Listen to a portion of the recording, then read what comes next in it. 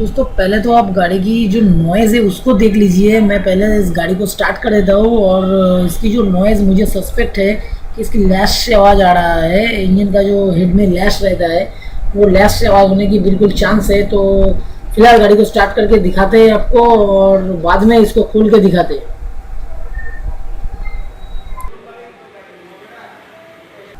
तो engine oil नहीं रहने से भी इस तरह का नॉइज़ होने की चांस है, इसलिए मैं पहले आपको एक बार इंजन ऑयल जो है वो चेक करके दिखाता हूँ कि इसमें इंजन ऑयल बिल्कुल है। स्टार्ट कर।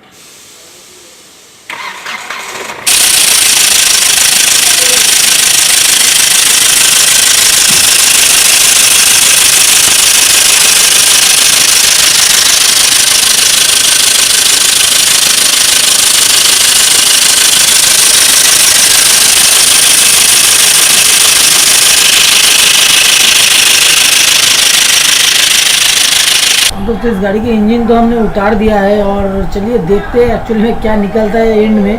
तो फिलहाल तो अभी मैं इसका जो कैमशाफ्ट दोनों है वो कैमशाफ्ट का खोल रहा हूँ, क्योंकि मुझे जो मेन सस्पेक्ट है इसकी लैश तक मुझे पहुँचना है। वैसे साथ साथ इसकी चेन वगैरह ये सब जो है हाइड्रोलिक टेंशनर ये सब भी चेकिंग होगा। तो अभी तक मुझे फॉल्ट कुछ नहीं मिला है। जब तक इसको लैश हम नहीं खोल लेते तो इसकी अंत तक नहीं देख पाएंगे। तो बाकी मैं आपको लैश खोलने के बाद जो मिलता है वो दिखाता हूँ।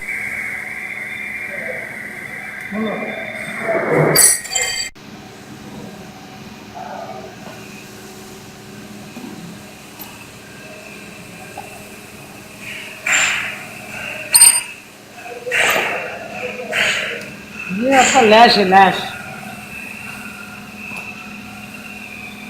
ये 3 सिलेंडर गाड़ी है तो इसमें आपका 12 लैश रहेगा।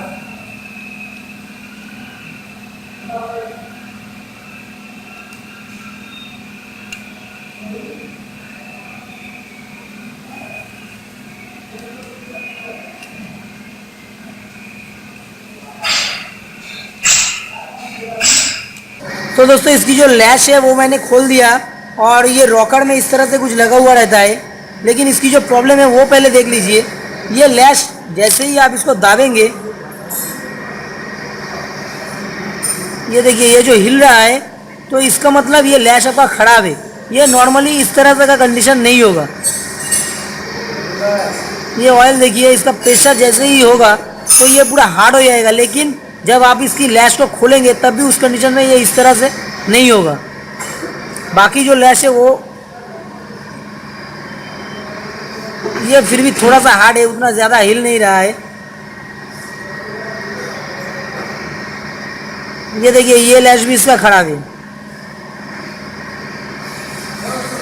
तो मेनली आपको इस तरह से प्रेस करके भी लैश का जो प्रेशर है वो सही है कि नहीं ये चेक कर लेना है। और अगर ये ज़रा सा भी हिल रहा है तो उस कंडीशन में आपको ये लैश चेंज कर देना है। अभी इसकी लैश जो नया लैश है वो हम एक बार आपको दिखाते हैं। नोटून लैश,